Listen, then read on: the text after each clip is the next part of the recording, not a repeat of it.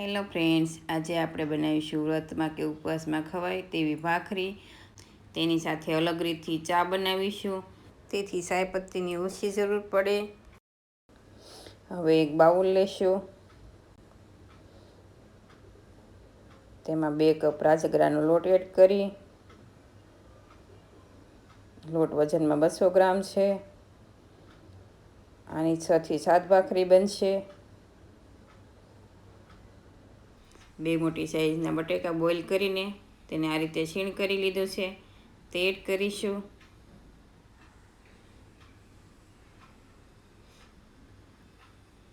થોડા લીલા ધાણા, મરચાંના ટુકડા,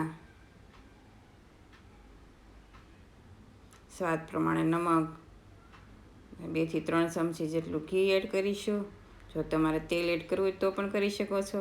આ રીતે ખમણીની મદદથી મેં બટેટા ખમણી લીધા હતા, જેથી લમ્સ ન રહે.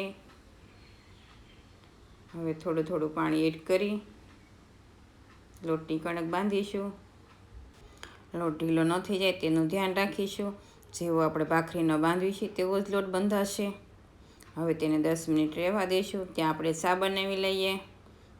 2-3 એલચીના દાણા અને આદુને વાટી લઈએ. ગેસની ફ્લેમ ધીમી રાખી પેન મૂકીશું. તેમાં 2 સ્પૂન ખાંડ એડ કરી ખાંડને મેલ્ટ થવા દઈશું અને ગેસની ફ્લેમ ધીમી જ રાખીશું.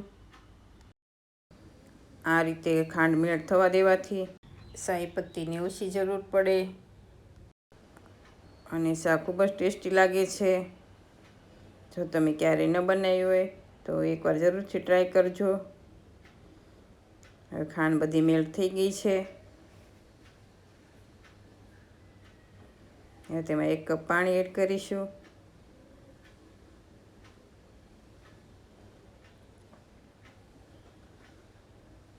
પાણી ઉકળે એટલે તેમાં આદુ અને એલચી વાટેલા હતા તે એડ કરીશું. 1 સ્પૂન સાયપત્તી એડ કરીશું અને તેને 2 મિનિટ ઉકળવા દઈશું. હવે તેમાં 2 કપ દૂધ એડ કરી 5 મિનિટ ઉકળવા દઈશું. ચા સરસ ઉકળી ગઈ છે, તમે જોઈ શકો છો. કલર પણ સારો આવ્યો છે. જે સાયપત્તી એડ કરતા એના કરતાં ઓછી એડ કરી છે તો પણ કલર સારો આવ્યો છે. આ રીતે ચા બનાવવાથી ચા ખૂબ જ ટેસ્ટી લાગે છે. તમે જરૂરથી ટ્રાય કરજો. હવે આપણે ભાખરી બનાવી લઈએ. આ રીતે નાનો લુવો લઈ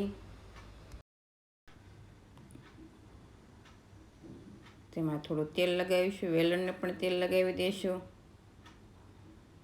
હવે હાથની મદદથી આ રીતે થોડું દબાવીશું.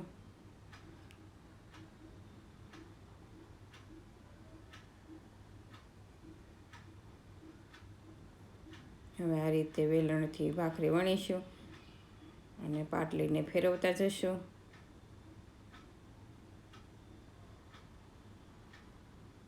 ક્યાંક ક્રેક પડે તો હાથેથી કિનારો દબાવી દઈશું. ભાખરી સરસ વણાઈ ગઈ છે, તમે જોઈ શકો છો. જો તમારાથી આ રીતે ભાખરી ન બને તો તમે પોલિથીનના કાગળમાં પણ બનાવી શકો છો.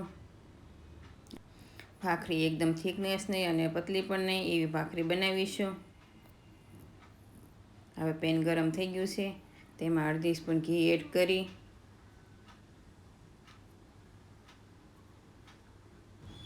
ગેસની ફ્લેમ મીડિયમ રાખી ભાખરીને શેકીશું. જો તમારે તેલ એડ કરવું હોય તો તમે તેલ પણ એડ કરી શકો છો. હવે ભાખરીની સાઈડ ચેન્જ કરી આ રીતે ધીમે ધીમે દબાવતા જશું એટલે ભાખરી સરસ એવી ક્રિસ્પી બનશે. તેમાં થોડું ઘી એડ કરી ગેસની ફ્લેમ મીડિયમ રાખીશું અને ભાખરીને શેકીશું એટલે ભાખરી સરસ શેકાઈ જશે. આ રીતે આપણે બધી ભાખરી બનાવી લઈશું. ભાખરી બનીને તૈયાર થઈ ગઈ છે, તમે જોઈ શકો છો. હવે તેને સર્વ કરી લઈએ. જો તમારે રાજગરાની પૂરી ઓઇલવાળી લાગે તો ન બનાવી હોય તો તમે આ રીતે ભાખરી પણ બનાવી શકો છો. આ ભાખરી ગરમ ગરમ સર્વ કરવી. તૈયાર છે ક્રિસ્પી ભાખરી.